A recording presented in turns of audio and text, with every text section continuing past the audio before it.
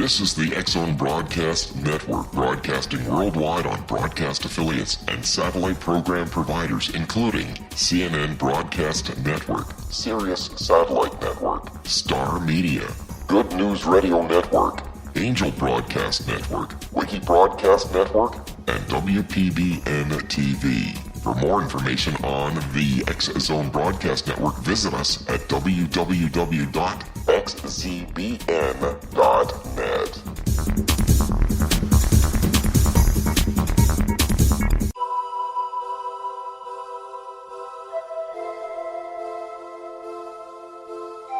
If you're a seeker, don't miss the inspiring book Shamanic Awakening, Between the Dark and the Daylight.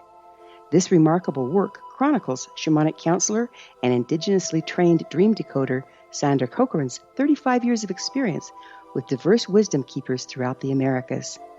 Sandy's initiations across the British Isles, Turkey, Greece, and Egypt, combined with her knowledge of symbology, psychology, and myth, influence her dream blog and workshops. Sandy offers private readings, sacred international journeys, a meditative CD, and her book, Shamanic Awakening, to encourage you as you navigate your earth walk and create a deeper connection to yourself. Find this and more at her website, starwalkervisions.com.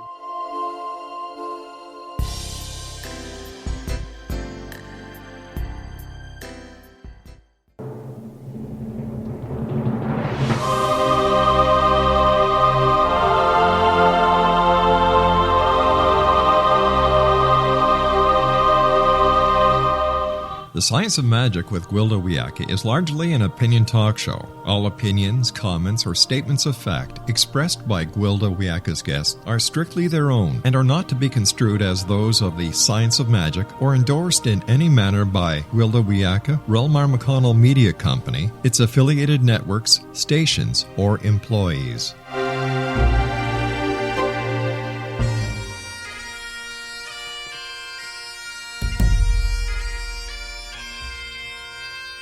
Welcome to the Science of Magic with Gwilda Wiyaka, a program dedicated to uncovering the unified nature of reality and humanity's ever-evolving place as truly galactic beings. For more information on the Science of Magic with Gwilda Wiyaka, visit us online at www.thescienceofmagic.net.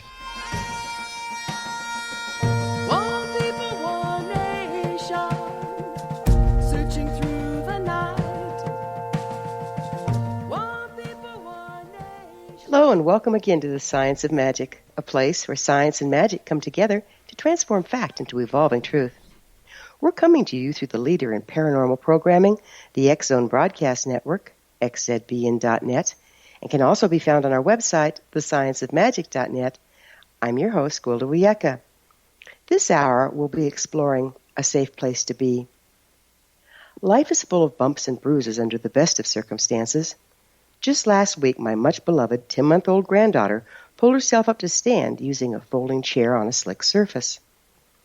Right in front of her doting big brother's adoring mother and very protective father, she fell, the chair landing on top of her, bruising her little nose. Though we all saw it happen, no one was able to reach her in time to prevent the mishap. Her mom picked her up and rubbed the bump on the back of her head as the little darling cried, glaring accusingly at the faithless chair. Then her father did the most amazing thing. He lifted the chair in one large hand and shook it twice, exclaiming, "Bad chair." Opening the slider, he threw the chair out into a snowdrift and closed the door. "Problem solved, baby girl," he announced. It was such a novel reaction, I pondered it long afterwards. I've seen such incidences go very differently. Usually, a distraught parent says something like, "I told you not to use that chair, now look what you've done." The two different approaches result in very diverse outcomes. In the case of my granddaughter, the chair rather than the child became the perpetrator, and Daddy promptly took care of it. Problem solved, safety restored. In the second scenario, the child is made wrong and thus responsible for something well above her skill level, seeing to her own safety. If the accident was the child's fault, they need to prevent it in the future, but are too young to understand the cause. Instead of being protected, they're blamed for their own suffering. They become totally overwhelmed, and the child's sense of safety is shattered. This results in a shamanic spiritual illness known as soul loss, whereby the child disconnects from their right to be safe in the world. Very often when people suffer soul loss, particularly as a small child, they don't have the wherewithal to process or understand what's happened to them. The parent has projected their feelings of guilt onto the child, who is left believing whatever bad thing happened to them was their fault. So the first logical thing for the child is to figure out what they did wrong and avoid it at all costs. When the child doesn't understand what caused the incident, they feel out of control and unprotected, their life at risk. In the absence of identifying how to avoid repeating the unfortunate event, a child will often create a routine to give them a false sense of control over their environment and therefore their safety. This may circumvent any room with a slippery floor. Created solutions or routines become rituals they feel compelled to perform in order to assure their safety, and obsessive-compulsive disorder is born. These damaging scenarios inevitably repeat throughout childhood, while the contributing incidences are usually forgotten. The child feels increasingly at risk, compounding the compensatory behaviors. Any deviation from the ritual is perceived as life-threatening. Eventually, the routines become crippling to the point the individual's life is run by ritual rather than true prompting in the moment. A safe place to be becomes a prison of our own making, the origins of which are forgotten, lost in a quagmire of guilt and blame. Many of us have experienced this phenomenon to a certain degree without it becoming overly problematic, but in the extreme, it can be absolutely debilitating. So how does one find their way out of the tangled web of OCD? Our guest this hour, having tackled her own obsessive-compulsive disorder, may have some great insights. With us this hour is Kirsten Pagacz, author of Leaving the OCD Circus. Kirsten is a member of the International OCD Foundation. She suffered from OCD for 2 decades before discovering that it had a name and a cure. After this commercial break, I'll introduce Kirsten, and together we'll explore the self-imposed prison of OCD and some very viable solutions. Could be quite freeing, so don't go away. You're listening to the Science of Magic. Prior innovative episodes can always be found on our website, thescienceofmagic.net.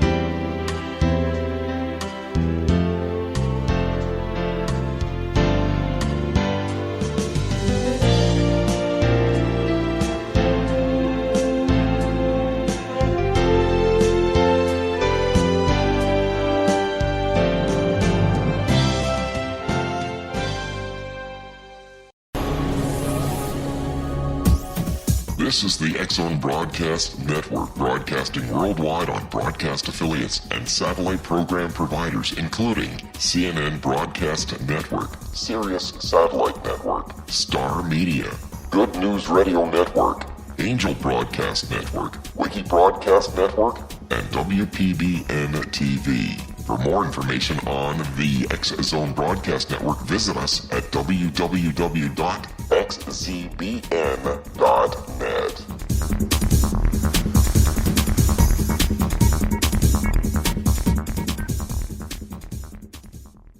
How would you like to be able to read other people's minds? Well, the next best thing is here. When you know how to read a person's name, you know how the person thinks, feels, and behaves. Each letter in our name holds a key to unlock our true essence. Our name contains both our gifts and challenges in this lifetime. Mnemology science discovers personality secrets hidden in the placement of the letters of our names, including the first and last impression people remember about us.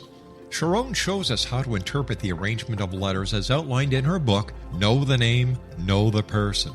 Sharon Lynn Wyeth created mnemology science after 18 years of research and testing her theories, and has supported thousands of people around the world in understanding themselves and others better.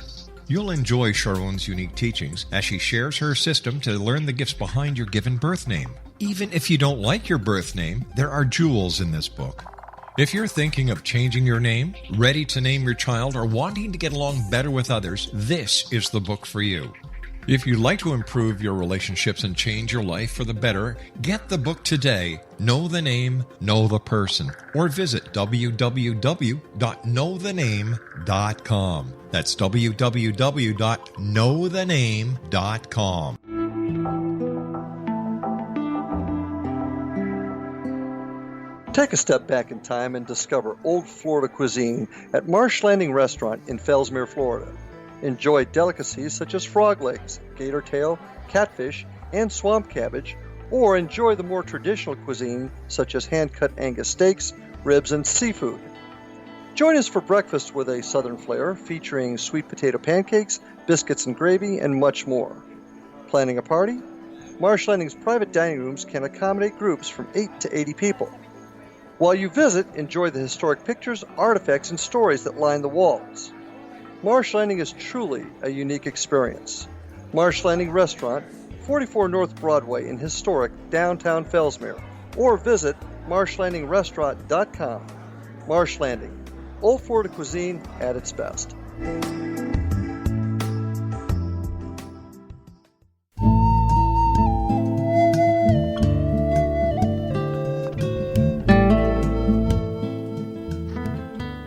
Welcome back. This is The Science of Magic, dedicated to unification and evolution of consciousness. I'm your host, Gwilda Wiyaka. Obsessive-compulsive disorder is a huge subject affecting an astonishing number of us. It's been misdiagnosed and misunderstood for decades. For this reason, I've decided to feature it as a subject on several episodes of The Science of Magic from various viewpoints, including the hidden magical, energetic, or shamanic aspect of the condition. Our first episode will be from the perspective of an OCD sufferer. Our guest this hour, Kirsten Pagacz, author of Leaving the OCD Circus. Her website is kirstenpagacz.com. That's KirstenPagacz.com. Kirsten, thank you so much for joining us on The Science of Magic. Oh, Gwilda, thank you so much for having me. I really appreciate this opportunity to speak with you and with your lovely audience. I understand you don't have a background in psychology or, for that matter, in any form of medicine. So what drew you to write a book on the psychological disorder of obsessive-compulsive disorder? Well, I was an OCD sufferer for 2 decades, and throughout the process of really becoming the victim to this condition, I found my way out. And as I was maneuvering myself and going and visiting doctors and reading books, I gathered a lot of information about getting out of the OCD prison and exactly how I did it. So the book is dedicated to those that are suffering, that are interested in having more well-being and more peace of mind, and for the people that love them to get a better understanding about what OCD is and what can be done about it. So what do you see as the gifts and limitations of what you have to offer? Well, I think the gifts are, and this is one of the ways that OCD kind of worked against me, is that I am very imaginative and communicative and a visual artist. And so in this book, I communicate on a very deep level to the reader through illustrations, through words, through pictures, to help them kind of navigate themselves out of their present condition that can be incredibly confining. So given everyone's history is different, how can a person be sure that, your experience is going to be providing what's appropriate for them?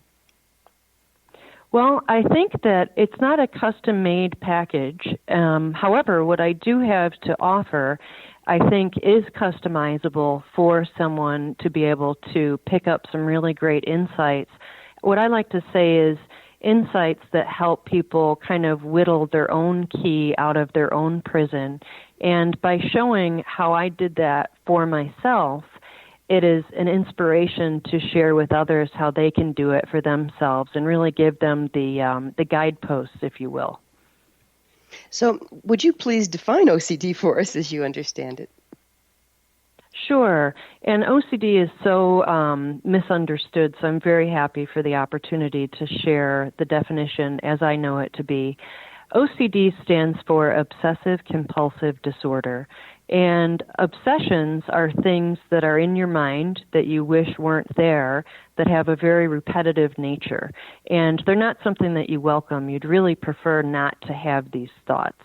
And oftentimes, to shut the voices down or to make the obsessions go away, the person with obsessive compulsive disorder may act out a compulsion and maybe temporarily get some relief from the obsessions. However, with OCD, it's lurking in the corner and always ready to come right back at you. So I spent years of my life going from obsession to compulsion, back to obsession to compulsion, and very much kind of made my whole life scope a dedication to servicing my OCD condition.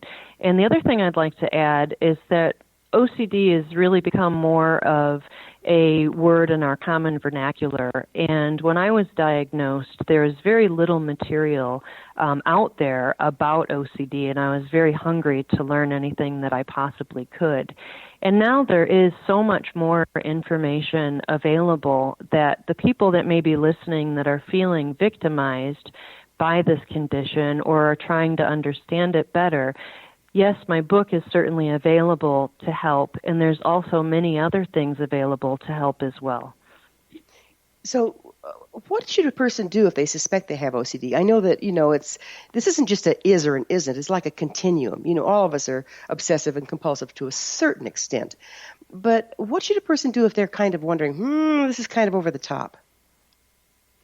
Well, I think that with the OCD, there definitely is a spectrum, and there are some people that I consider them to be kind of functional with OCD, maybe not even realize that they have OCD. There might be a mantra or a doctrine that they stick by and live by, like having an incredibly clean house and maybe not being able to leave the house until things are just perfect. And oftentimes people see this as, hey, this is my life and this is just the way that I have to be. And it seems like through the material that I share, it does strike chords with people that makes them say, hey, wait a second, this does sound a lot like what I'm coping with or what I'm dealing with. So should they go see a professional? What do you think there? Well, I think that, each person is, they're going to find what they believe will work best for them, and I can offer a lot of suggestions. However, it's not a one-stop shop. There are things that people can do that can be incredibly helpful. One is to take the Y box test, which is available online. That's Y like yellow, B like boy, O like Oscar, C like cat, S like Sam. And it kind of gives a general questionnaire to find out exactly where am I with this thing called OCD, kind of how deep in the woods am I. And so that's one way that someone can get information. There's also the International OCD Foundation, which has an incredible amount of great information provided by researchers and doctors and other sufferers. And that can give you some really good insight into what OCD is. And lastly, OCD, yes, people may have a little bit of OCD tendencies. However, when you actually have the condition, there's nothing silly about it, there's nothing funny about it, and it really does take over your life and imprison you. And the people that may be listening that are saying, gee, maybe I have OCD, probably what I'm saying is resonating with them. Kirsten, would you mind sharing some examples of the obsession compulsion so we can get a clearer picture of what this looks like? Sure. Again, the obsession and the compulsion, those two things usually work in tandem. There are some people that have pure O, which they don't have a compulsion to kind of work it out. They just stay obsessing in their head, maybe over and over again, thinking of a list or redoing a list in a competitive a way that is over and over again in their own minds. And with OCD, there is, pardon me one second. Can you repeat the question? Sure, no problem. I was saying if we could have a real life example or a couple of real life examples of what it is, so we can get a better feel for what it looks like. Gotcha. With each person, it may be a little bit different. However, there are some things that tend to go on, and that is how it actually manifests with a person. So you may have heard people being compulsive cleaners or hand washers, or people that are terrified of germs. There's people even that move from state to state because they're so concerned that either they or their families are going to get an illness. And with OCD, there's always a catastrophic thing attached to it. So if my house is not clean, if my hands are not washed properly, something absolutely devastating and catastrophic is going to happen. And because it's in your own mind, it really is the voice of authority. And because the voice came to me when I was 9 years old, it had many, many years to become more and more the drill sergeant, if you will. However, even though in my book I speak directly about my own experiences, I am a checker, I am also a perfectionist, and I also have issues with spatial relations. So someone might see a picture frame a little crooked on the wall and go, oh, hey, that needs to look better. What I'm talking about is that objects and all the spaces between the objects, I felt a real need to control. And if anything was out of place, that could literally derail me for the day. So even though everyone who would read my material might not be a checker or a perfectionist, they will probably very much identify their own manifestation. And with OCD being so mercurial, it really can show up at different times and in different ways. And one of the things on the International OCD Foundation website is there are some very common traits that people with OCD might have, and someone might identify with maybe something that they never even thought someone else had they could relate to. So how did you discover you had OCD? I discovered that I had OCD very far along in my illness. And I always knew I was on the weirder side, creatively speaking and artistically and imaginative and so forth. So I always knew I was kind of weird, but I also knew that I had this voice that I listened to and kind of obeyed that I really thought other people didn't have in their minds. And the best thing was to kind of keep it secret and tucked away and not shared with people, because you really don't want to be pointed out as a freak or a weirdo or strange or unacceptable or tainted in any way. You know, the idea when you're young is to try to fit in, not, show, hey, here's me, all my ugly warts and all. You just have a fear that people are going to shun you and not accept you. And with the condition, I knew I was getting significantly worse and worse and that my illness was really taking over. And I would go in high school to the local library and I would look up different mental conditions. I would look up schizophrenia, I would look up bipolar, I would look up all these different things, even depression, and in some cases I could relate and say, gee, that kind of sounds a little bit like me, but I never really felt that I nailed it on the head. And when I was diagnosed at age 32, that was one of the first times that I even heard the letters OCD strung together. And it really became an experience to understand that there was actually a name for what I was suffering from and that it's an actual medical condition. And in addition, that this medical condition that I had of chemicals misfiring in my brain wasn't my fault. And if I could say anything to the listener... We're going to have to take a commercial break. We'll pick up with this on the other side. Kirsten and I will return to our discussion on the flip side. We're coming to you through the X-Zone Broadcast Network. Don't miss the other fine show and hosts on the xzbn.net.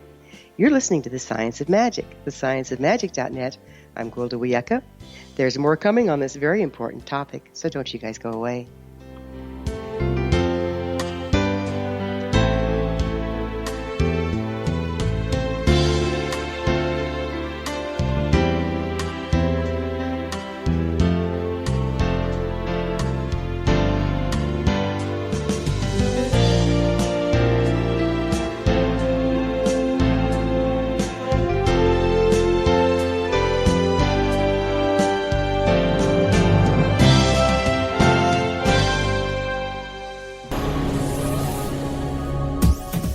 This is the X-Zone Broadcast Network, broadcasting worldwide on broadcast affiliates and satellite program providers, including CNN Broadcast Network, Sirius Satellite Network, Star Media, Good News Radio Network, Angel Broadcast Network, Wiki Broadcast Network, and WPBN TV. For more information on the X-Zone Broadcast Network, visit us at www.xzbn.net.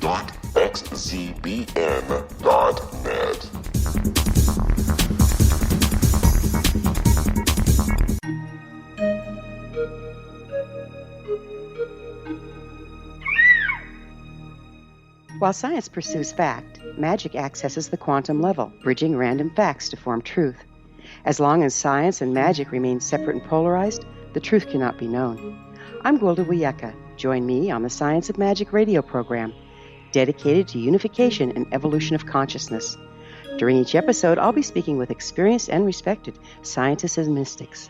From astrologers to astronomers, from medical doctors to shaman, the scientific method to dowsing and intuition, we'll weave together information from seemingly divergent practices to promote unity and enlightenment. Join me, Gwilda Wiyaka, and the Science of Magic right here on the Mutual Broadcast Network. For more information, visit www.thescienceofmagic.net. Gibbs A. Williams, Ph.D., is a practicing psychoanalyst, supervisor, researcher, and author in New York City. Much of his life has been dedicated to understanding nature and the uses of meaningful coincidences or synchronicities. His radical and original non-Jungian, non-mystical, non-magical theory of synchronicities illuminates much of the fog surrounding this challenging and perplexing topic. His ideas and manners are fresh, presented in a style that is both entertaining and highly informative. He is also an expert on crisis intervention, specially focused on violence reduction for the police and citizens, mastering anxiety, frustration, and stress without the use of medication, and effectively preventing and treating heroin addiction. Dr. Williams can be contacted at his email address at gwwilliamsny11@aol.com or visit his website at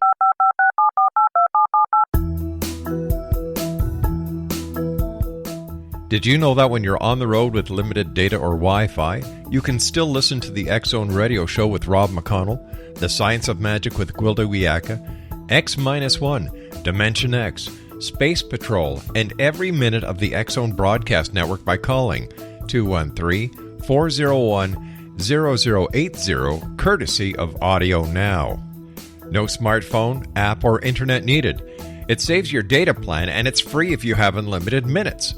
Call 213-401-0080 to listen on any phone, anytime, anywhere. Remember 213-401-0080 for the best of the paranormal, parapsychology, and sci-fi radio programming anywhere, 24/7, 365.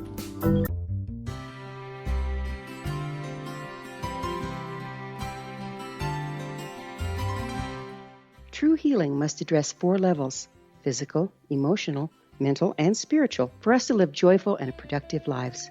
We tend to treat 3 of the 4, leaving the spiritual languishing. If you're tired of the same dysfunctional patterns cropping up in your life, Soul Balancing is for you.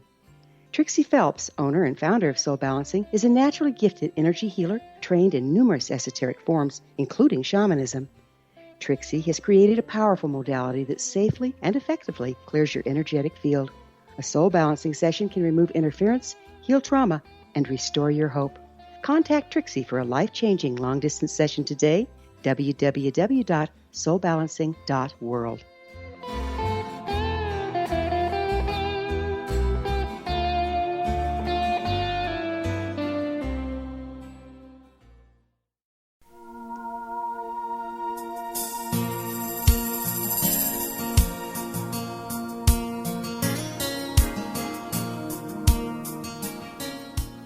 Welcome back, folks. This is the Science of Magic, a place where magic and science come together to promote enlightenment. I'm your host, Gwilda Wiyaka.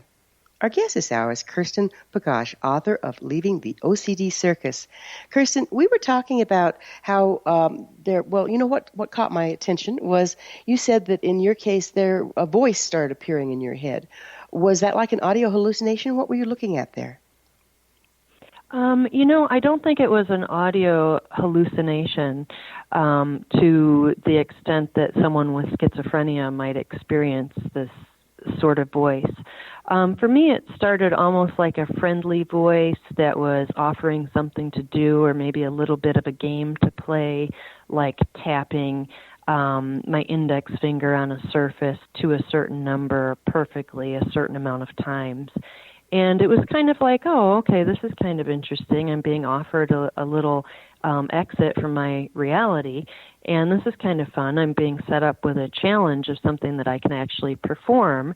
And then with this voice, it was kind of like if I pleased the voice, then I was going to be okay, and maybe my family would live another day. And it really became the voice of authority. And these little games that I would play became much more demands and much more drills and things that I absolutely had to do, no ifs, ands, or buts. So it kind of led me into to be, hey, we're kind of friendly, to no, we're not. I'm the voice of authority, and I can crush you if I want to.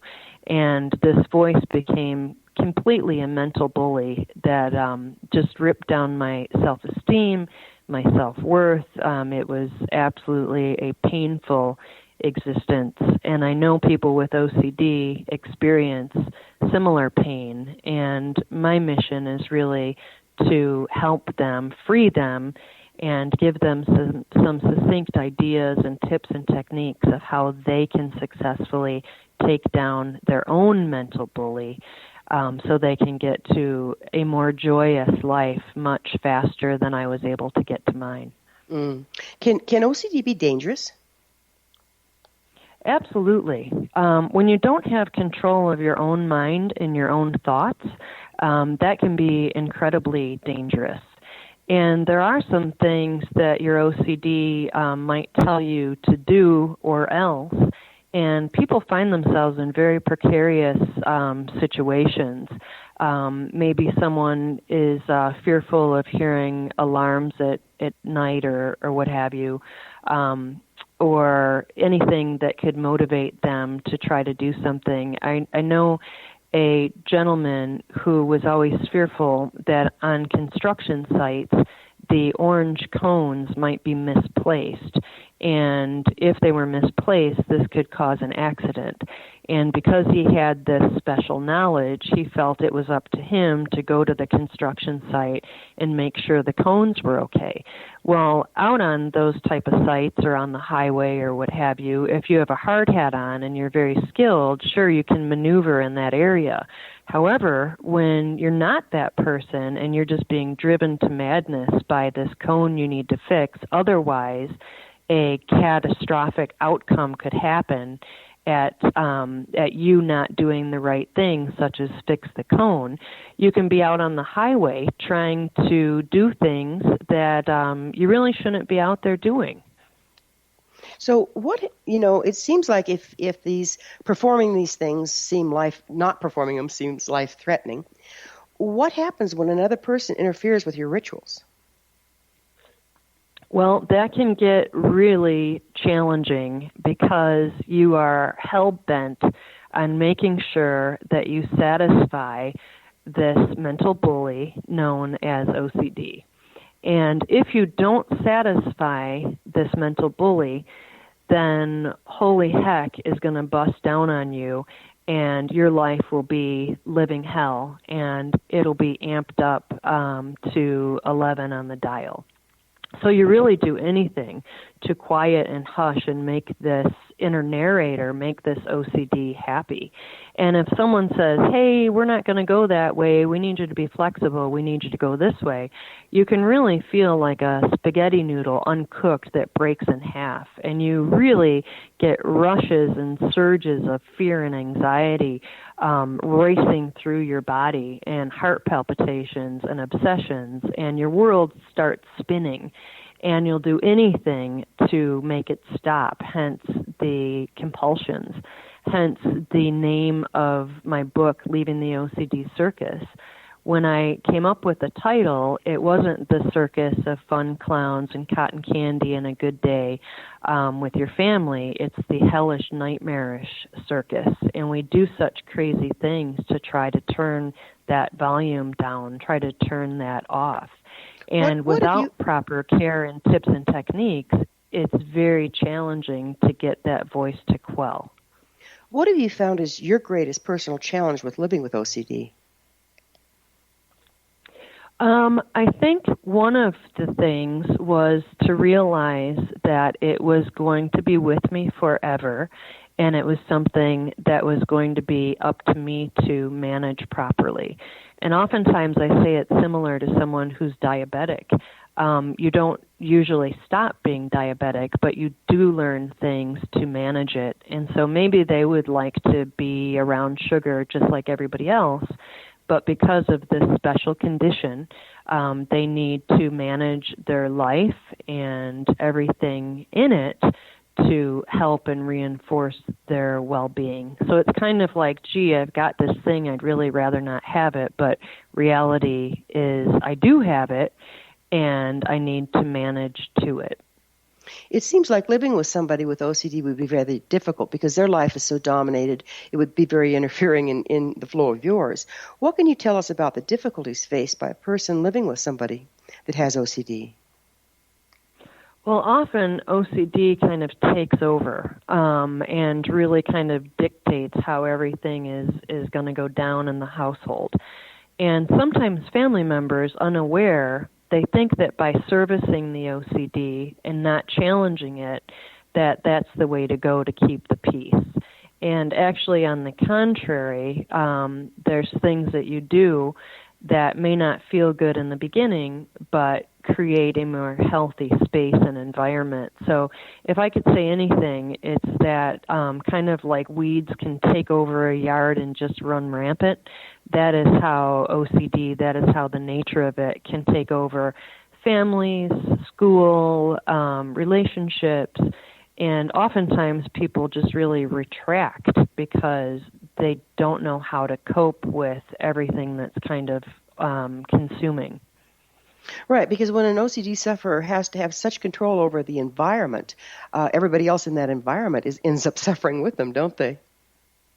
Yes, very much so. And what happens is there's a lot of confusion and oftentimes a lot of anger and just emotions that are hard to sort through, especially when you don't know what's going on. And I would say the first step in awareness is understanding the nature of OCD and what is actually taking place. And it's just like anything else in life. Once you realize, going back, Gwilda, to your story about the chair, once you realize, gee, this chair is dangerous and this poses big difficulty and we need to do something about it, just getting that knowledge of what is going on is the first step. I've got a tough question for you here now. How do you see your OCD as having benefited you? Well, I would say I've been to the pits of my own darkness, to the pits of my own fear, to my own mental dungeon, nightmarish circus. And I work incredibly diligently to be on the other side, which is to have a bright, happy, expansive, joyful life, because I know the other side so well. So throughout the day and throughout the rest of my life, I consider myself on a wellness campaign on every level, because there is no way that I'm interested in going back to how unhealthy I was. And I'm so strong about wanting positive and joy and goodness, and I so much want that for my fellow man, child, woman, whomever, that I want that same freedom and that same joy for them. And so I'm really an advocate and really a fighter to help people get that mental bully out of their way so they can get to a much lighter, brighter existence. Well, I commend you on a beautiful job of transmutation. It's a wonderful service in the world. I really don't think we recognize how rampant OCD is in our society. Do you? No, and I think that it's actually underreported, if I had to guess. The stats on it, at least the last time I checked, were 1 out of every 100 adults. And to me, that sounds incredibly off, because when I was writing the book and sharing with people and really getting myself out of the OCD closet and opening up and letting people know of the challenges in my life, I would hear other people secretively say, gee, this sounds like a great book for my dad, or gee, this sounds like a great book for me, or this kind of sounds like my brother. And a lot of people had just one degree of separation from someone that they knew that suffered from this horrible anxiety disorder, and were very interested in getting their hands on the material to either understand it better themselves or to help someone in their life get to a better place. So I'm going to say that it's a lot more than 1 out of 100. And the challenge about OCD is that there is such a secretive nature about it. And so it takes a lot for someone to say, hey, I'm going to open up this door and share with people this disorder that's, bringing havoc to my life. Oftentimes, just like people in an abusive relationship, they do everything they can to keep everything, under the radar, if you will. Well, it seems like also it's not as obvious as some disorders because, okay, so somebody's a neatnik. If you're not speaking about the quiet obsession in your head, the behavior can just be of somebody that's very precise and tidy. Yes, and oftentimes it looks actually good on the exterior. My OCD went into a shadow syndrome, which is frequent for sufferers.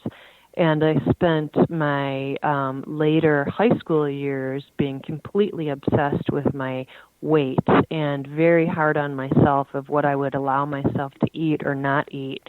And my OCD convinced me that for me to be loved and to be accepted, I needed to be thin. And so thin was what was on the bullseye and what I needed to achieve. However, the unrelenting nature of OCD is I would lose 10 pounds, and OCD would say, we're going to have to take another break. I'm going to pick up on shadow syndromes on the other side. Kirsten and I will be back shortly, so don't leave us now. This is The Science of Magic, thescienceofmagic.net, the place where altruistic professionals of science and the esoteric create common ground for the betterment of our world. We're brought to you daily by the leader in paranormal, spirituality, and alternative health programming, the X Zone Broadcast Network, xzbn.net.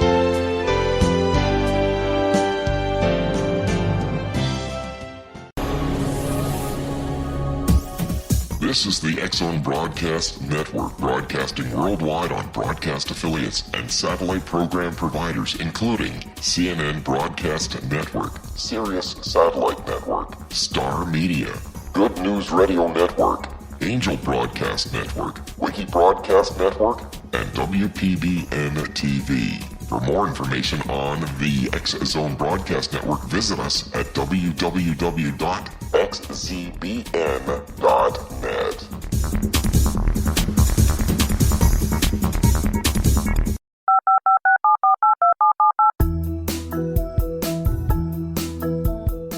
Did you know that when you're on the road with limited data or Wi-Fi, you can still listen to the X Zone Radio Show with Rob McConnell, The Science of Magic with Gwilda Wiyaka, X-1, Dimension X, Space Patrol, and every minute of the X Zone Broadcast Network by calling 213-401-0080, courtesy of Audio Now. No smartphone, app, or internet needed. It saves your data plan, and it's free if you have unlimited minutes.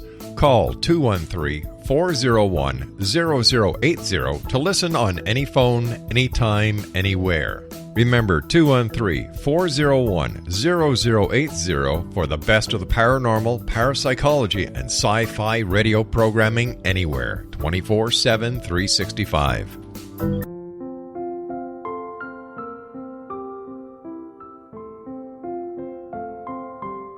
I am Dr. Carl O'Helvey, founder, president of a new cancer foundation focusing on evidence-based physical, mental, and spiritual interventions, including natural cancer cures, prayer, meditation, affirmations, nutrition, and other related holistic cancer prevention and cure modalities.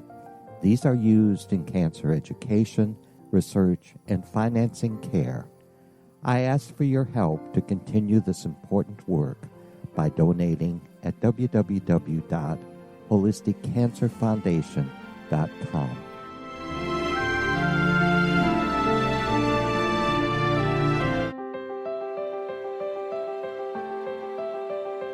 Wouldn't you love to know the secret to everything? I'm Dr. Kimberly McGeorge, and on The Secret to Everything, we will merge the practical with open investigation into all realms of the mysterious. We will talk to cutting-edge alternative health practitioners, those who inspire and motivate you in business and life, and of course, we will share stories of the paranormal, conspiracy, and cryptozoology. You will transform because of the frequency I carry, the frequencies my guests carry. Life may never be the same after you listen to this program, for the secret to everything is for you, the listener, for those who desire more in every area of their lives and believe that it can still be found. Listen and discover thesecrettoeverything.com.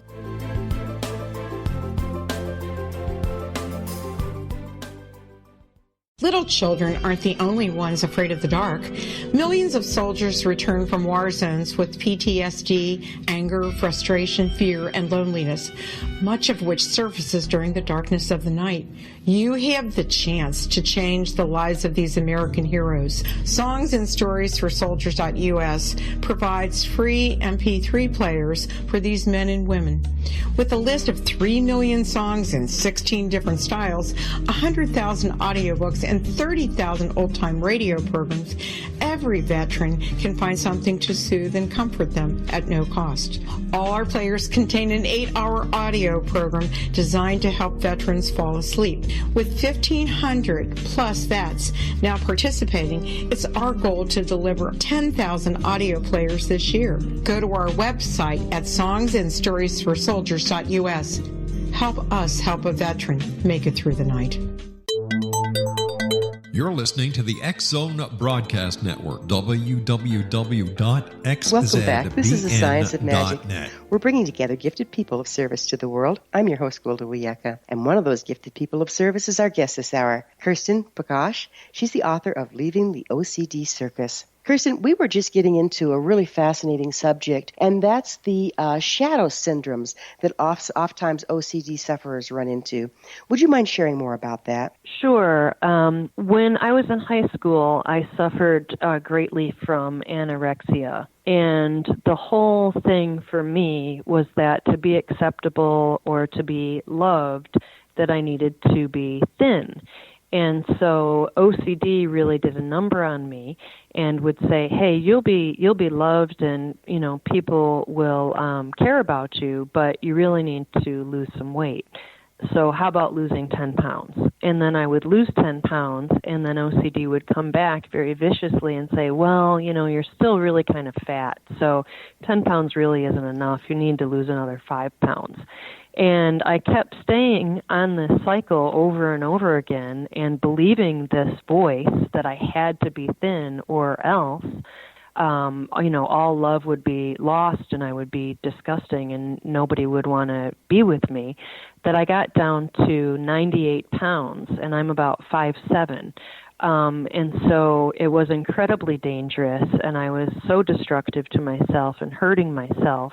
But the goal was so I could have some peace of mind and so I could feel like I was loved and being accepted. And that's such a huge thing that when I believed this voice in my head, the only way to get it was if I did X, Y, Z. Oftentimes, OCD math is, if you do X, Y, and Z, you'll get this. And so things are connected in strange ways. So, if you, and this wasn't one of my conditions, but I have heard of it, people that might, hurt themselves by pulling out hairs or whatever, that's tied to, if you don't do this, then this is going to happen. So if you don't do this in a repetitive way, just a certain way, your dad is going to die, or your mom is going to be hit by a car, or whatever.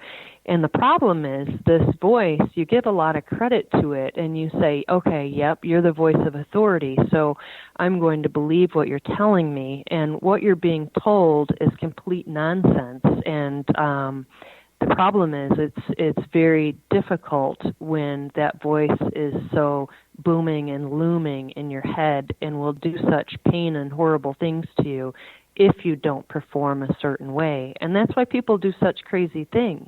They really want it to stop. They really want it to be over. They really want to hit the bullseye so they too can get peace and mental stillness. And it really ends up like being a dog that chases its tail. And I've found that you don't need to exist like that. You can take down your mental bully. You can find ways to maneuver and do things to manage your OCD so you can survive and you can live a beautiful life, an expansive life. Our guest this hour is Kirsten Pagacz, author of Leaving the OCD Circus. Her website is leavingtheocdcircus.com.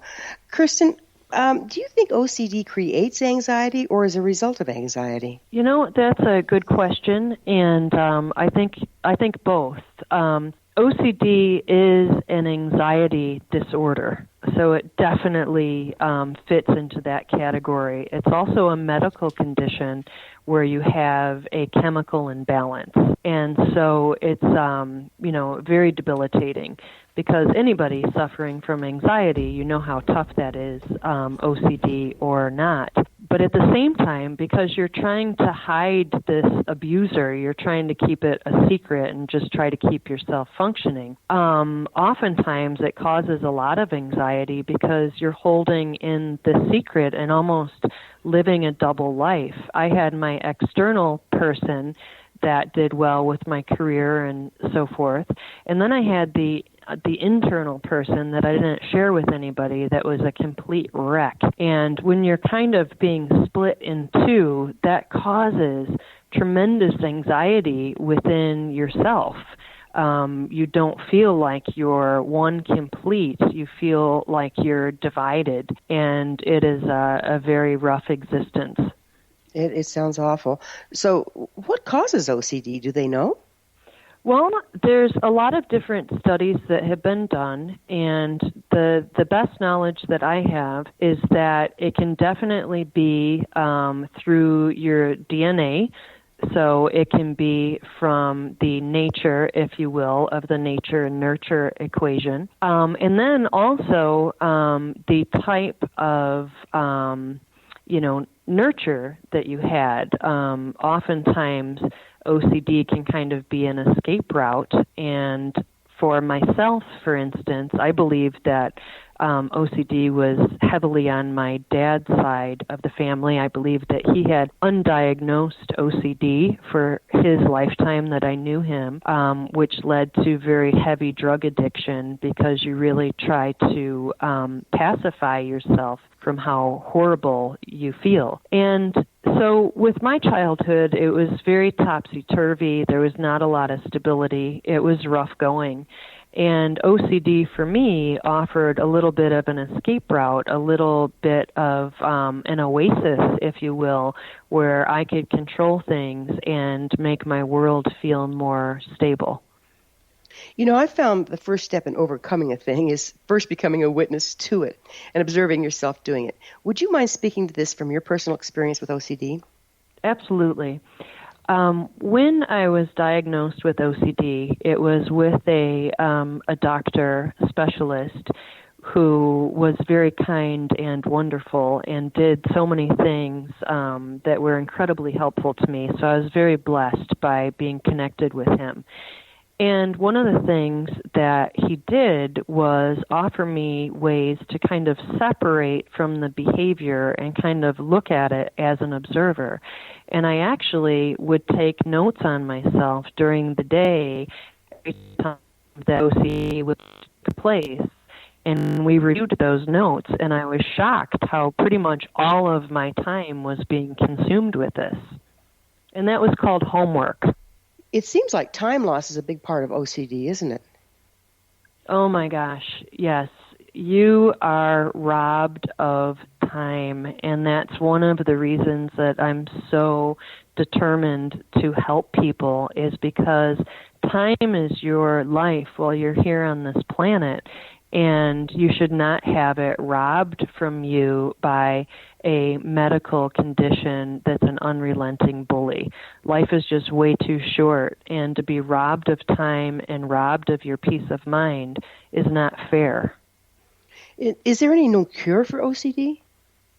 Well, I think that cure is a pretty heavy word. I think that there are incredible tools that you can get access to help you with OCD. I can say that through cognitive behavior therapy, working on my own thinking, and exposure therapy, which seems very contrary because rather than having everything neatly in a row, you intentionally move something out of the row and just start dealing with that anxiety that you get from not having things be completely the way OCD wants them to be. So the route to freedom is really through the obstacle, if you will. So it sounds like a cure, I can say I'm a lot better than I was, and the OCD in my life is at a complete minimum. And when it pops its ugly head up, I've learned ways to recognize it immediately and label it for what it is, rather than being swept up into some trance of obsessions and compulsions and not being able to find my way out. It sounds like the methods offered are replacing the debilitating rituals for something less limiting. Do you find you have a tendency to become obsessive over the techniques?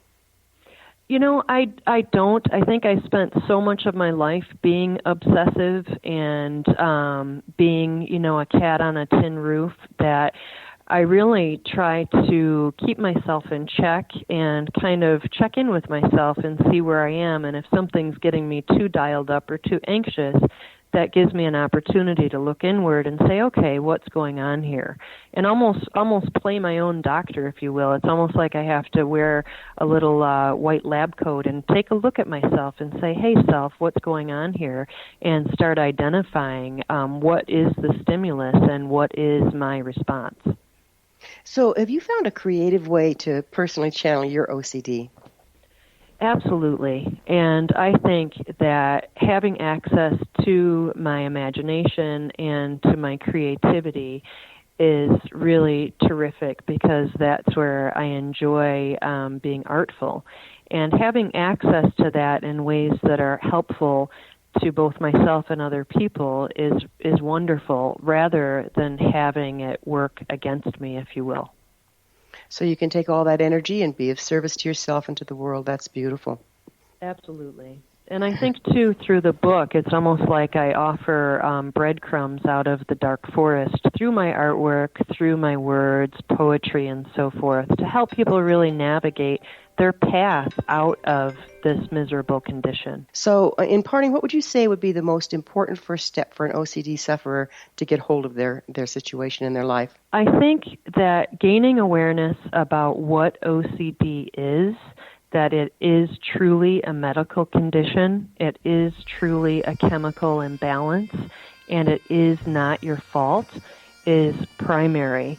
And start learning about, well, what is OCD anyway? And awareness is the key, and Kirsten, understanding thank you is also. Thank you so much for being with us. Our guest this hour has been Kirsten Pagacz, author of Leaving the OCD Circus. Her website is leavingtheocdcircus.com. As always, I love to hear from my listeners. If you want links to more information on shamanism and OCD, have any comments or topics of interest to share, please email me at info@thescienceofmagic.net. This has been The Science of Magic. Until next time, dear ones, may you be blessed with knowledge, comforted with love, and always have a safe place to be.